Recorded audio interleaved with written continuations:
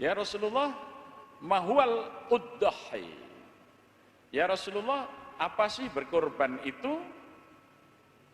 Maka Rasulullah menjawab, sunnatu abikum Ibrahim. Kamu mengikuti sunnahnya nenek moyangmu, yaitu Ibrahim. Nah, siapa yang diperintahkan berkorban? Orang yang mampu. Nabi bersabda, barang siapa mendapati dirinya ada kemampuan untuk membeli berkorban, tapi tidak mau berkorban, fala yaqrabbana musholana, maka jangan sekali-kali orang itu mendekat ke tempatku sholat. Jadi rasanya serasa sholat cedak aku, gitu ya. Jadi artinya Rasulullah sangat benci. Jadi sebetulnya Allah itu dalam hal rizki itu tetap ada apa yang beliau firmankan di dalam Al-Quran itu. Ya, tinggal kita mau percaya atau tidak. Wa may yattaqillaha yaj'alahu makhraja. Ya. Kalau soal pahala sedekah, iya. Nah, kalau bisa di masa Covid ini tetap berkorban dan tetap juga sedekah, itu lebih bagus, ya. Tapi jangan kemudian mengganti korban dengan amalia sedekah tapi tidak berkorban padahal mampu. Ya, ambillah keutamaan berkorban ini. Insya Allah, ya, Allah akan berikan kemudahan.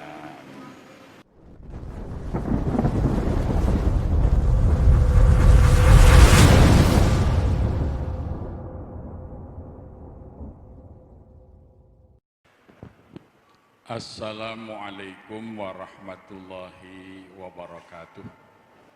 Alhamdulillahil wahidil qahhar alladzi arsala Muhammadal Mustafal Mukhtar walladzi qala inna a'tainakal kautsar fasalli li rabbika wanhar. Asyhadu an la ilaha illallahul ahadul jabbar al-mutakabbiru mutta'alis syatar wa asyhadu anna Muhammadan abduhu wa rasuluhu sayyidul jinna wal bashar. Allahumma salli wa sallim wa barik ala sayyidina Muhammad wa ala alihi wa ashabihil abrar. Raditu billahi rabba wa bil islami dina wa bi Muhammadin nabiyya wa rasula rabbi zidni ilma warzuqni fahma. Amin. Hadirin wal hadirat jamaah songsong Idul Adha Masjid Jogokarian yang dimuliakan Allah. Alhamdulillah malam hari ini kita dapat bersilaturahim langsung di masjid setelah sekian lama kita meniadakan kegiatan pengajian secara langsung kecuali subuh, pada subuh dan Jumatan, ya. Mudah-mudahan ini menjadi awal yang baik kita berada di dalam kehidupan normal sesudah dicengkam oleh suasana pandemi COVID-19. Dan malam hari ini kita akan mengkaji mengenai Idul Adha. Yang pertama, kalau di negeri kita ini tanggal 10 Dzulhijjah lebih dikenal dengan Idul Adha karena kita melaksanakan udhiyah, yaitu menyembelih kurban selain onta, ya. Kalau di negara-negara Arab karena mereka menyembelih onta lebih dikenal dengan Yaumun Nahr, hari menyembelih onta. Karena perintahnya di dalam Al-Quran itu inna a'tainakal kautsar fasalli li rabbika wanhar. Sungguh aku telah memberikan kepadamu nikmat yang amat sangat banyak, maka sholatlah kamu demi Tuhanmu dan lakukanlah nahr. Nah, menyembelih unta itu disebut nahr Karena onta itu disembelih sebagai kurban, tidak diikat dan juga tidak dibaringkan. Jadi onta tetap dalam keadaan lepas bebas berdiri, ya. Dan itu hanya bisa dilakukan kalau kita menyembelih onta, karena onta itu memang sebagai binatang yang dipersiapkan untuk kurban. Jadi ontanya itu tetap berjajar-jajar berdiri, jagalnya pakai pisau kecilnya aja, dipotong di ujung, lehernya yang panjang, seret gitu, darahnya keluar. Onta itu tidak akan kejel-kejel, onta itu akan duduk saja menunggu kematiannya sampai darahnya habis. Maka menyembelih onta itu disebut nahar. Caranya seperti itu. Ya, Allah menjadikan onta ini sebagai ayat atau tanda bukti kekuasaan Allah yang di dalam surat Al-A'la disebutkan, afala yang duruna ilal ibili kaifa khuliqat. Apakah kamu tidak mau memikirkan bagaimanakah onta itu diciptakan? Ya.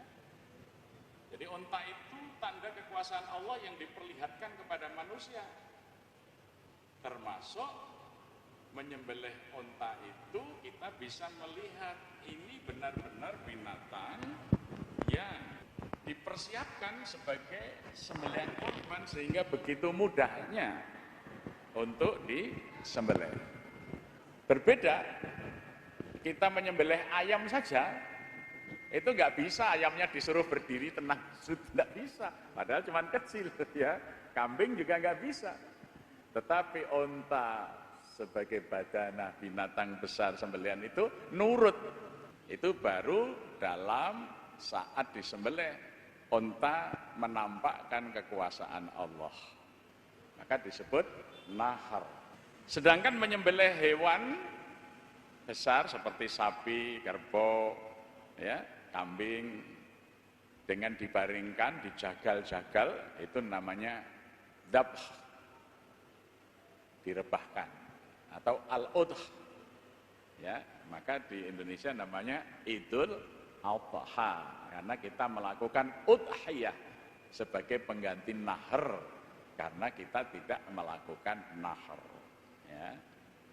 Nah, mengenai udhiyah ini disebutkan oleh Rasulullah SAW bahwa kita diwajibkan menyembelih udhiyah. Seorang sahabat Zaid ibn Arqam bertanya kepada Rasulullah SAW, ya Rasulullah, mahwal udhahi?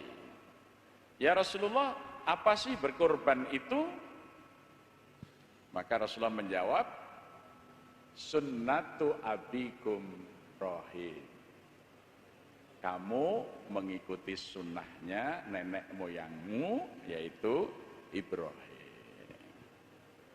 Karena manusia yang paling dicintai Allah, diberi gerar oleh Allah Khalilullah. Dan Ibrahim itu menjadi pemimpin seluruh manusia.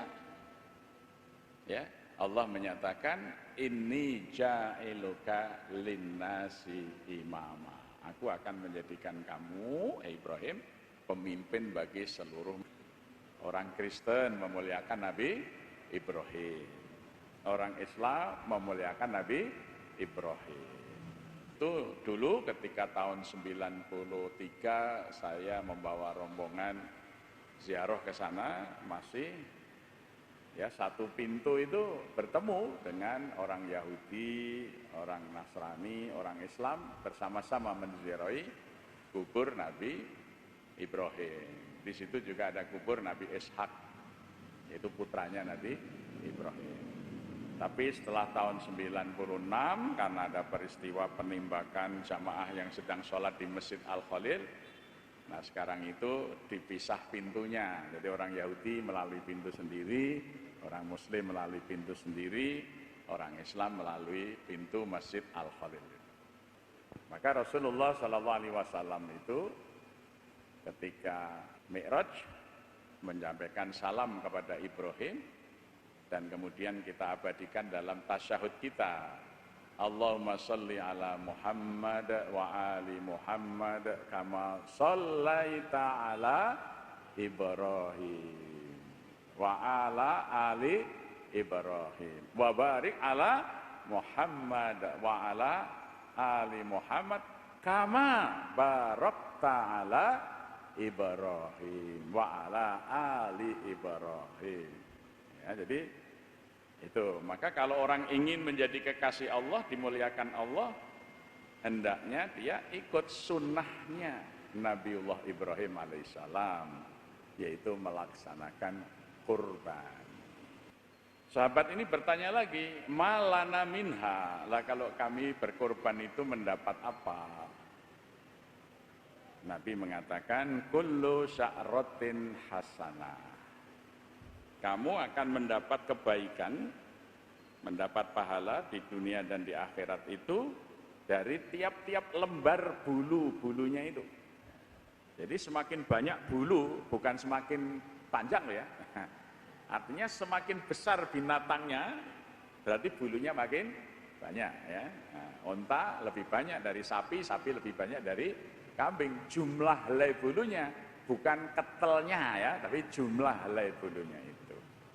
Itu akan mendapatkan balasan kebajikan. Di dunia dimudahkan rezekinya, diberikan banyak kebaikan, di akhirat ya kurbannya ini akan memberikan syafaat di saat kita berada di padang mahsyar ya.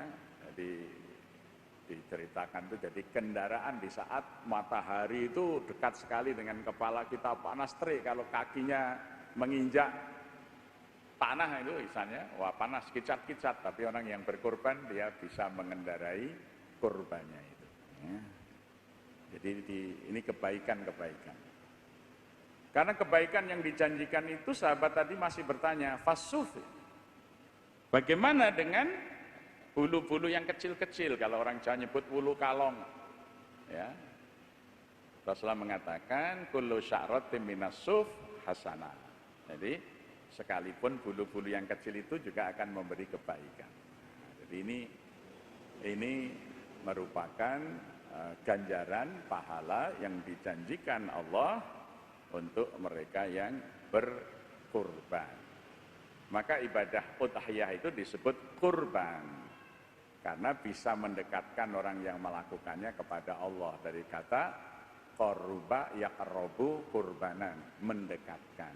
Jadi orang yang berkurban dia mendekatkan diri kepada Allah. Dia dicintai Allah karena mengikuti perilaku sunnah orang yang paling dicintai Allah, yaitu Khalilullah Ibrahim alaihissalam. Ya. Nah, siapa yang diperintahkan berkorban? Orang yang mampu. Man wajada sa'atan falam yudhahi la yaqrabbanna musallana. Nabi bersabda, barang siapa mendapati dirinya ada kemampuan untuk membeli kurban, berkorban, tapi tidak mau berkorban, fala yaqrabbana musallana, maka jangan sekali-kali orang itu mendekat ke tempatku sholat. Jadi rasanya serasa sholat cedak aku gitu ya. Jadi artinya Rasulullah sangat benci kepada orang yang mampu tapi tidak mau berkorban. Nah, sekarang ukuran mampu itu berkorban seperti apa?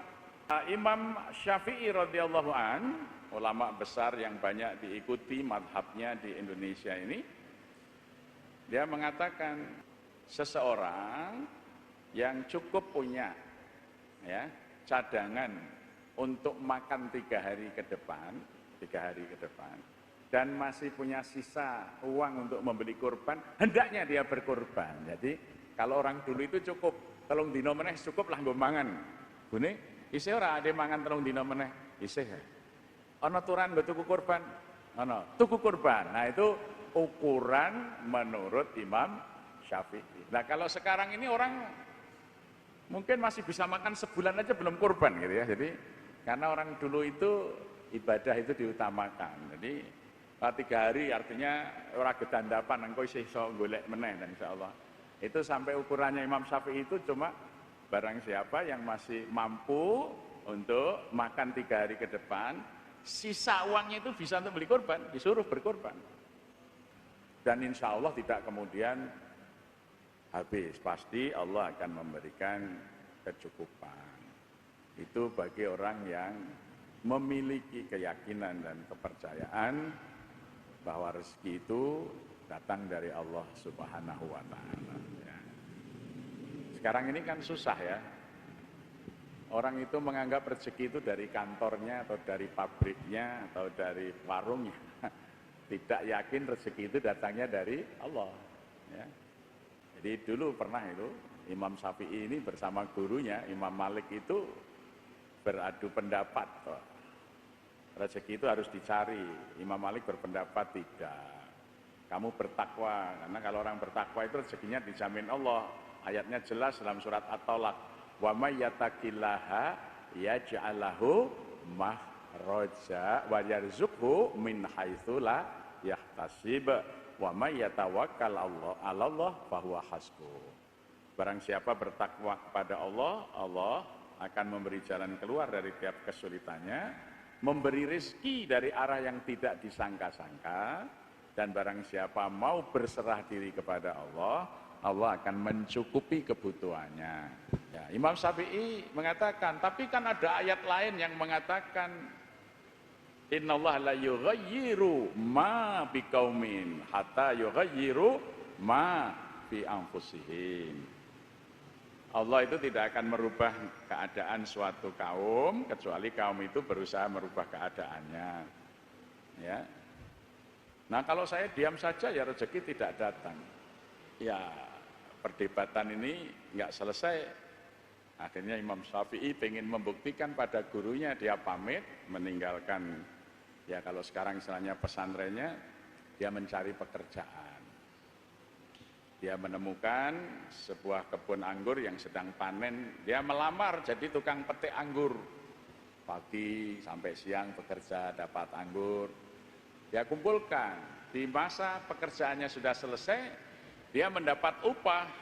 Ya, beberapa anggur yang biasa dan anggur yang bagus sebagai hadiah karena pekerjaannya bagus. Nah, Imam Syafi'i ini pengen membuktikan pada gurunya, loh, pendapat saya benar karena saya keluar dari pondok mencari kerjaan, mati anggur saya dapat rezeki, ini dapat upah anggur. Anggur yang biasa saya jual, uangnya dibawa, anggur yang bagus nanti mau saya persembahkan kepada Imam Malik gurunya ya, ketika mau membuktikan pendapatnya. Nah, begitu ketemu berceritalah Imam Syafi'i, guru, nah benar toh pendapat saya berusaha bekerja, mati anggur ini dapat upah anggur yang biasa saya jual, ini saya punya uang, dan ini anggur yang bagus, saya serahkan kepada guru sebagai hadiah. Nah, Imam Malik sambil tersenyum, mati anggur ini, tapi anggurnya lebih bagus dari ini. Bismillahirrahmanirrahim. Ya. Sambil tersenyum, Imam Malik berkata, lah, coba saya di sini saja. Pokoknya saya bertakwa kepada Allah, waktunya ngajar saya ngajar, waktunya sholat saya sholat, waktunya zikir-zikir, rezekinya datang sendiri. Ini anggur yang paling bagus datang ke meja saya tidak usah kerja, panas-panas seperti anggur. Anggurnya diantar ke meja saya. Ini rezeki bagi yang bertakwa, min haitsu la yahtasib. Nah, sekarang kita ilmunya mau ilmunya Imam Malik atau ilmunya Imam Syafi'i, terserah kita ya. Kalau mau tenang-tenang rezekinya bagus datang, ya bertakwalah kepada Allah. Dengan makin bertakwa nanti ya rezekinya akan diberikan oleh Allah min haitsu la yahtasib. Ya, untuk sampai pada tingkat ini bukan hal yang mudah keyakinan ini. Karena banyak orang milih kayak Imam Syafi'i, nyambut gawe sih, orang nyambut gawe ya ora mungkin duwe duit, kadang-kadang begitu ya. Ya, tapi ini cerita yang terjadi dan ini sering saya alami, bahkan ini hari-hari terakhir ini saya ngurus masjid di Gresik,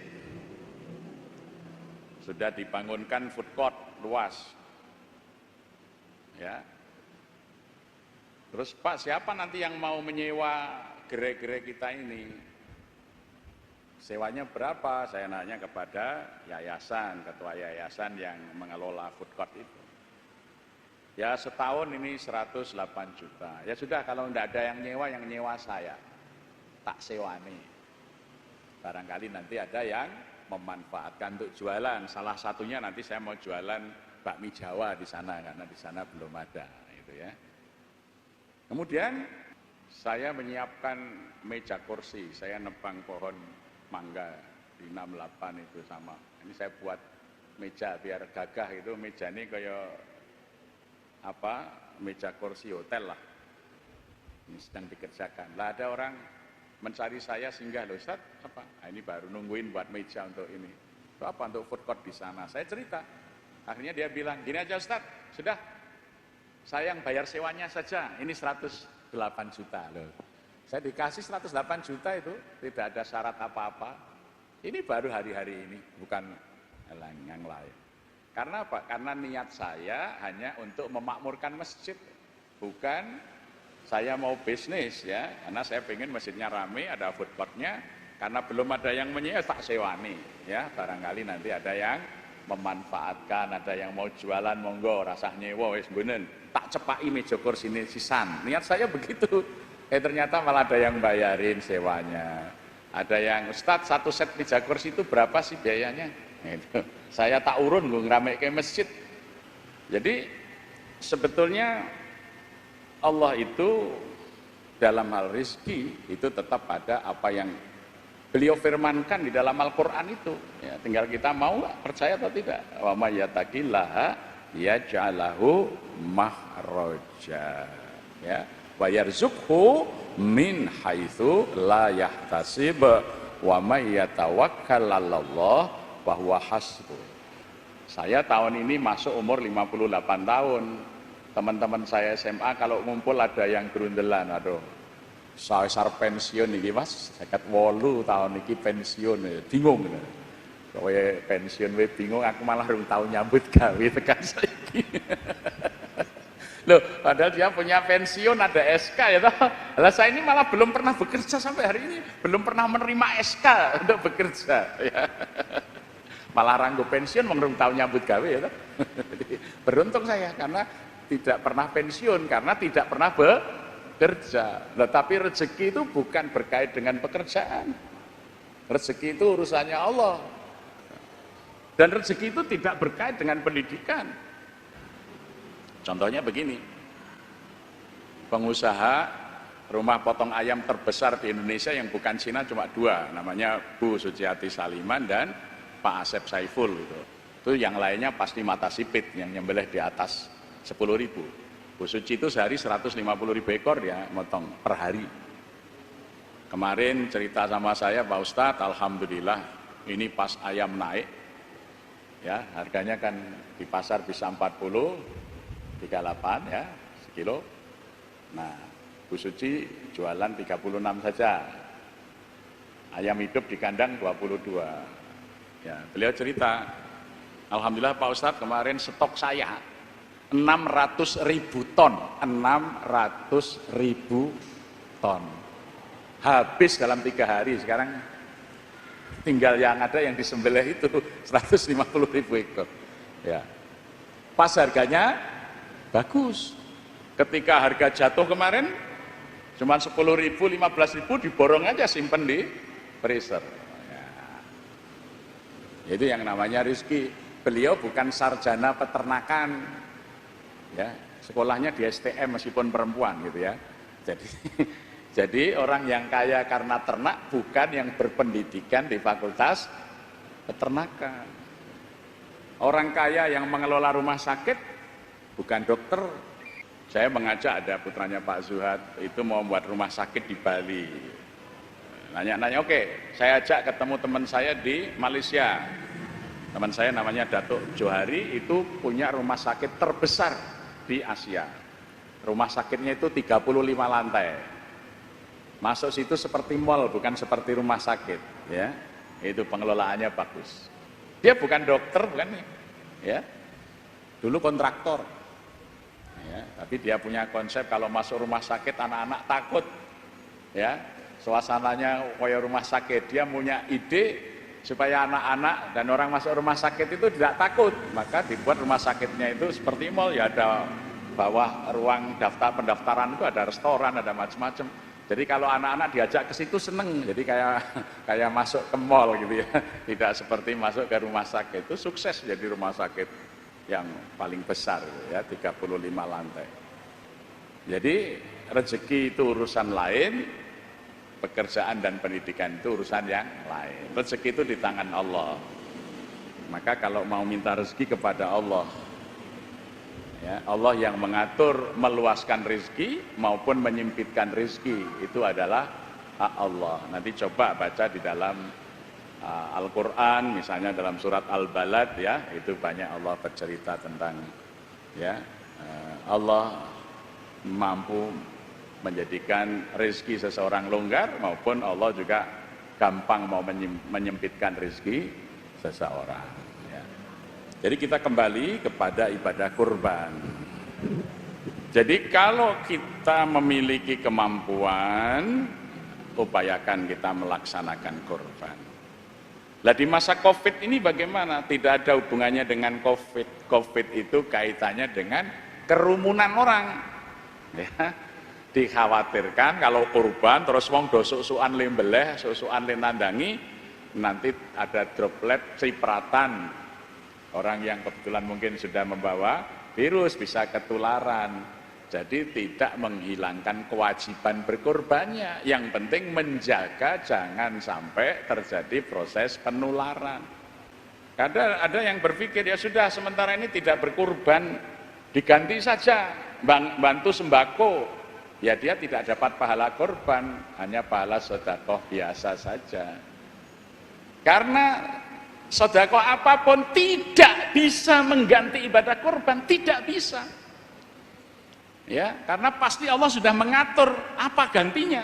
Misalnya puasa, di dalam Al-Qur'an sudah jelaskan. Ya.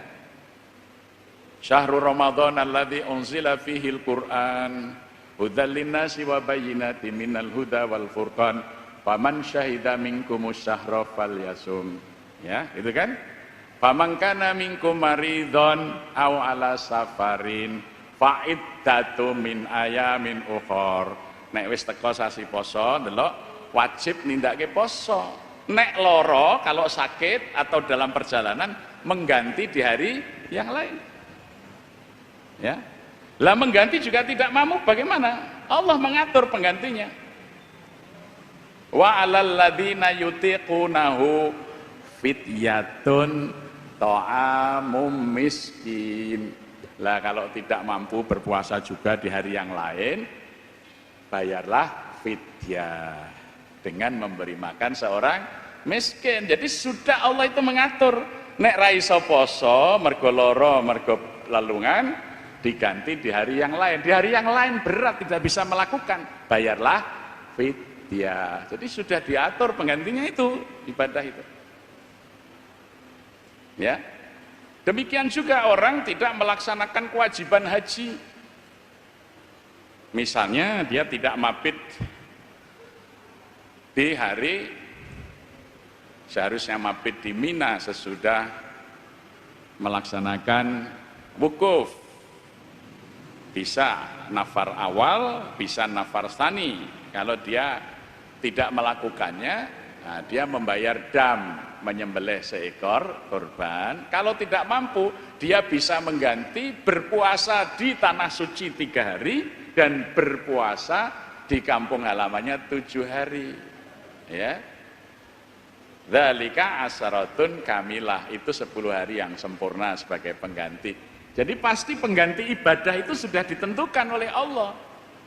Ya, harus ada jarak, maka diperluas ruang kerjanya.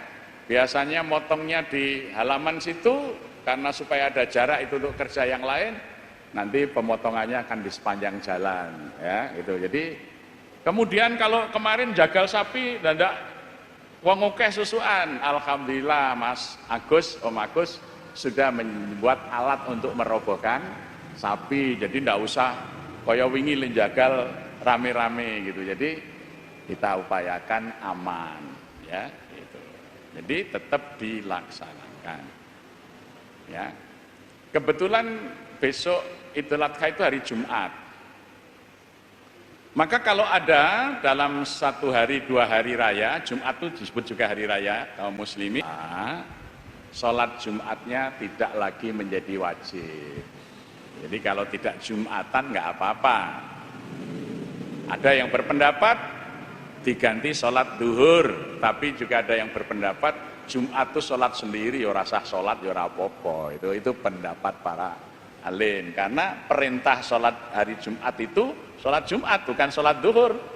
Idza nudiyatis shalah min yaumil jumu'ati fas'au ila dzikrillahi wa dzarul bai'. Nah, jadi perintah sholat Jumat itu sholat Jumat, maka gugurlah kewajiban sholat duhur di hari Jumat, ya. Sekalipun apa? Ada yang berpendapat orang mantep ya Jumatan ya tetap duhur. Tapi para mufassirin menyebut ayat tentang Jumat itu menasah, menghapuskan kewajiban sholat duhur. Jadi kalau orang sudah mengerjakan sholat Jumat, gugurlah kewajiban sholat duhur di hari Jumat. Ya, itu.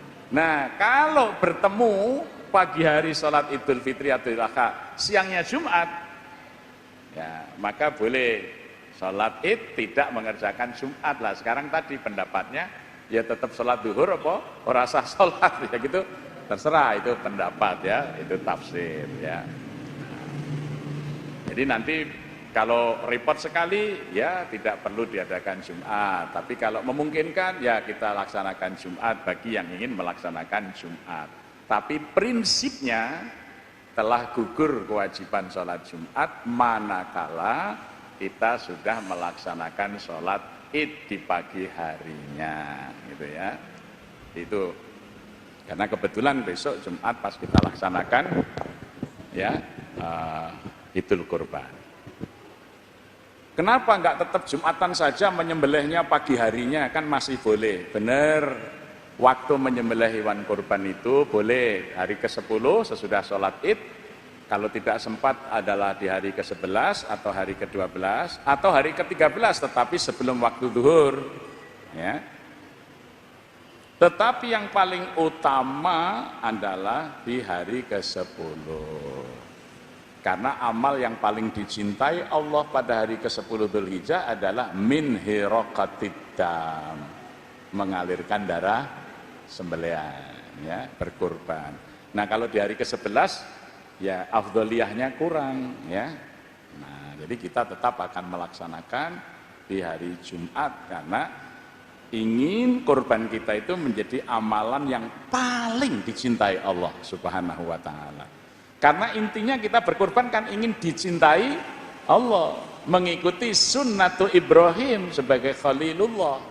Jadi yang mau kita raih dengan berkurban adalah kecintaan Allah.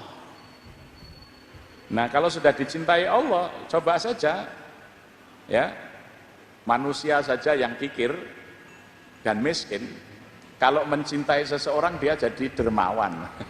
Ora sah njaluk wis dikeki ya kepada orang yang dicintai itu saja manusia yang miskin dan kikir. Wong biasanya ulang tahun ya ora ono sing hadiah. Ya, kalau ada orang yang lagi seneng mikir hadiah ulang tahun untuk yang dicintainya, ya. Itu. Nah, maka kalau kita menjadi orang yang dicintai Allah, Allah itu tidak usah kita minta, pasti akan memberi. Maka orang yang mencintai Allah, dia tidak pernah berdoa itu nembung. Berdoanya itu memuji Allah saja. Ya, berdoa itu bisa menyebutkan permohonannya, Allahumma inni as'aluka, ya Allah aku minta padamu ini itu bisa. Tapi bisa berdoa itu tanpa menyebutkan, ya. Orang yang membaca Al-Qur'an sebagai afdhalul dzikri, itu kalau orang baca Quran tuh Rasulullah mengatakan, kalau ahli Quran itu setiap hari baca Quran karena Allah sudah ngerti kok apa yang dia perlukan, tidak usah nembung wis dicepaki apa yang diperlukan, gitu ya. Nah, makanya sholat itu kita kan sudah berdoa dari takbir sampai salam itu isinya kan doa, iftitah itu sudah Allahumma ba'id, doa semuanya. Maka sesudah sholat tidak ada doa, yang ada adalah zikir, kan gitu. Maka Habis sholat itu bukan doa, tapi apa? Zikir. Dituntunkan astagfirullahaladzim, alladzi la ilaha illa huwal hayyul qayyum, sampai dengan menyebut subhanallah, alhamdulillah, Allahu akbar. Itu bukan doa, itu zikir. Sebab doa dalam sholat itu sudah komplit. Coba kita duduk di antara dua sujud itu, ya. Coba Allahumma apa? Allahumma firli, ya Allah ampunilah aku, warhamni, kasihlah aku, warzukni, berilah rezeki kepadaku, ya toh? Wahdini, tunjukilah aku, ya. Itu. Jadi semua yang dibutuhkan dalam hidup itu cukup dibaca dalam duduk di antara dua sujud itu semuanya sudah kita minta.